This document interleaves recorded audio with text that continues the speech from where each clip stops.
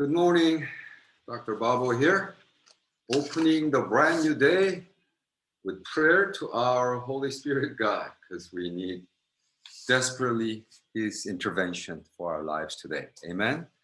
So, Lord, I ask for your mercy upon mercy today and your anointing that goes beyond just regular favor today, Lord. We need your favor. We need your anointing today to live victoriously for your kingdom's sake. In Jesus' name we pray. Amen. I've been waking up every morning, pretty much every day, with not so good news every day.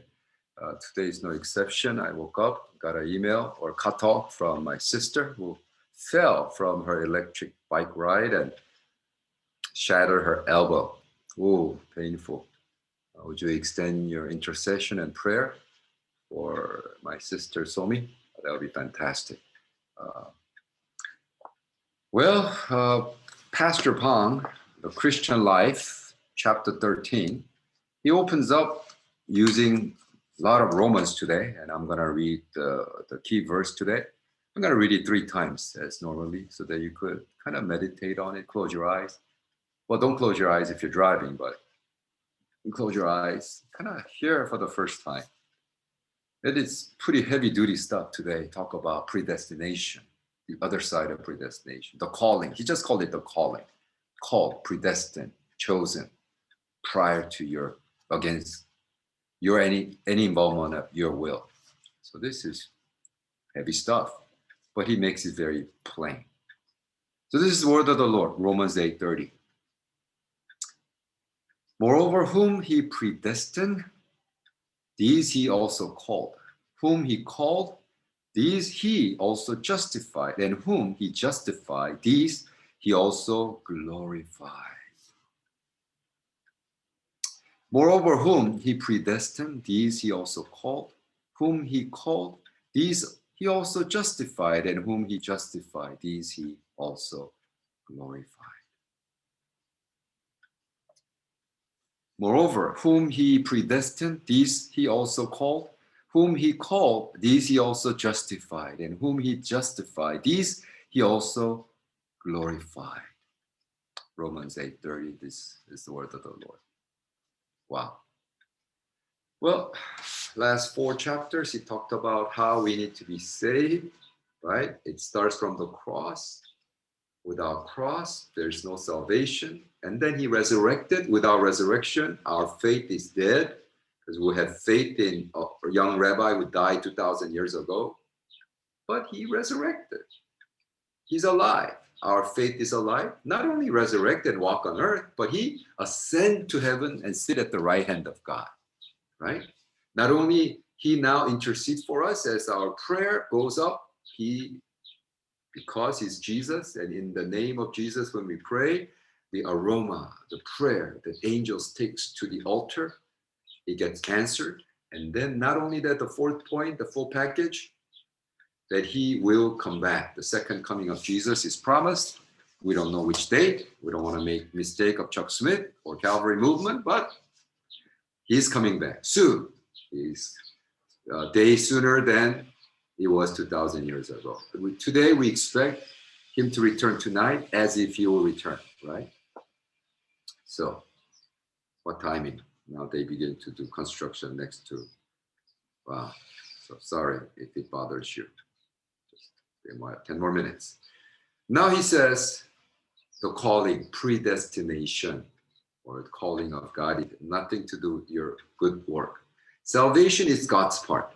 I am not saved because I will be saved. Those who are chosen by God are called by God and saved, justified, and justified, he will also glorify. In this light, salvation is not from me, but from God. I mean, who's going to go against that? If God did not call a person, he cannot come before God. Ooh, this truth is another unique aspect of Christianity. There is no part in man for salvation. It is completely from God. If the Christian life is about what I can do and what I will do apart from God's calling, then this is already a broken faith. It is a wrong faith. See, when I was 18, I encountered Jesus and I started hearing about this predestination stuff told by extreme presentation of the Calvinism. There's a Calvinism and there's an extreme interpretation of Calvinism to a point where these Calvinists, extreme Calvinists, will say, you don't need to do mission. Because who are you? You don't understand the sovereignty of God. If you understand the sovereignty of God, then you will not engage in any kind of mission because you'll be challenging the sovereignty of God. And I react to that as an 18-year-old. I'm like, what the heck? What are you talking about, man? Well, I'm Calvinist. Well, he meant extreme Calvinist. That I'm a Calvinist. I'm talking about Bible study group at Berkeley. I was 18, 19-year-old, very impressionable, very gung-ho about encountering Jesus. And they, although well-meaning, was just very stuffy fundamentalist and bought into Calvinism. Extreme tulip, that he said that, well, I wouldn't engage in any kind of mission work because if I engage in any kind of mission work, if I engage in any kind of evangelism, if I share the gospel with anybody on the street, then I'll be actually going against confronting the sovereignty of God. And I say, heck no, man, that's so wrong. Because when you are bought into that and then you could only think in your head, it's this or that, then you are going to make fundamental error. That's not what Bangjil Moksanim is teaching right now. That's not what Pastor Bang is saying here. See, I'm in full agreement with what he's saying. At the same time, he also embraced the other side of salvation, which is what? There's a responsibility. This is very important, right? So if you belong to that group, that if you are sovereignty of God, so when you engage in mission work that you are really going against God, you need to repent, because yes, we need to go. That's what Jesus said, go make disciples of all nations, right? But, whether you believe in certain aspect of Calvinism, know the sovereignty of God in that extreme way, yeah, that's what we need to learn. God, and then he talks about God called Abraham into all this. And well, okay, so then I read. The work of God at times seems contradictory and seems to miss the target like streaks of rain. But if one is chosen and called by God in his mercy, all he can be is deeply grateful. The words deeply grateful itself might seem like words that are appropriate to depost and not words people use before Father, God, such circumstance, but there are simply no words to express such gratefulness nonetheless. He's talking about how God loved Esau, right? Jacob I loved, but Esau I hated. Romans 9:13. He's referring to, I think he's kind of working out his book right now using the book of Romans. If we are chosen like Jacob, all we can do is to be thankful. We are so grateful that we are not like Esau. If we self-profess to be Esau and complain that we are the most despised of humans, we have all the more reason not to complain because we are not like Esau or on his side.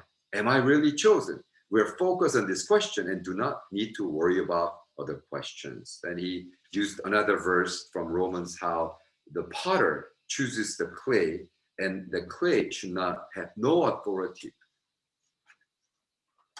to complain to the potter. See, I just did a whole Bob talk with a potter friend, Pastor Che, who taught on this. I actually visited his studio and it's like a bunch of clay. Clays are very expensive. So you put it on the side and you could choose whatever lump. And sometimes you make it into cookie jar. Sometimes it's to pea jar. This in Korean tradition, there's a pea jar kind of looks like similar to cookie jar in America. So when we first came to America, brought, and they say, oh, it's a cookie jar. No, the potter decides what kind of jar it becomes. And the clay has no say or even challenge the authority of the potter. That's what simply Pastor Bang is saying. But he says, with that, and there are certain things saved person must do and live by. Such lifestyle does not add to salvation for true. It is because the believer saved that he is touched and grateful and simply doing his duty when he diligently lives appropriate, responsive Christian life. So salvation is free. There's nothing you could add, and yet there is responsibility that you do. So I coined the term, that kind of salvation in Korean, as 무가 본분. 무가 means no, it's free. There's nothing you could add, because salvation cost is pretty much billion, trillion dollars that an average person or person, even Bill Gates cannot. No one has billions of trillions of dollars. It's unlimited. That is unbelievably. So this has to be free, not because it's cheap, but it's so valuable it has to be free. Gospel, but that doesn't mean there's nothing you have to do. No, you must react. You must respond, right? That's what grace is. Charis doesn't mean it's free. There's that reciprocity. You must give something back to God. Although it is so valuable, there's nothing you could add to that favor, the gift, charis, that God hasn't given the grace, and yet there is a responsibility that you must perform. That's the gospel. It's both and, right? And so when you come to that and then read the grace as there's nothing you could add, and you'll be challenging the authority of God. If you do mission work, then you'll be making a fundamental error. I mean, nowadays, no one really does that because the mission is full swing and people realize that. And they try to understand theologically. But theologically, if you push one extreme view, right, to a point, then really mission is against God's will, against God's authority. I mean, that's why the modern mission had to start from England, and all the English people had to fight against that kind of extreme Calvinism, extreme sovereignty of God people, that it is up to God. You don't add anything to the gospel, because what they made a fundamental error.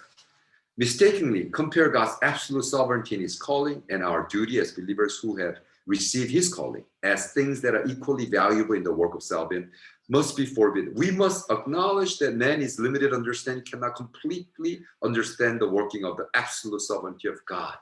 Wow, amen to that. Right.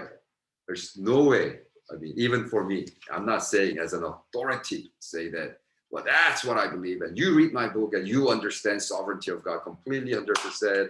Come on, for $29.99, you could read and, be a bestseller and make living. I don't want to do that. Because I don't know. This is just my understanding after following Jesus for 40 years of my life. Finally reading a book that Pastor Bang wrote 51 years ago. And his understanding of salvation when he was in my age, right? Late 50s. And I begin to understand. When I'm 100, when I reach 100, maybe I'll write my own version of the Christian life. And maybe I would spill something that is so profound. But until then, I just want to challenge you. Are you saved? Do you know the cross?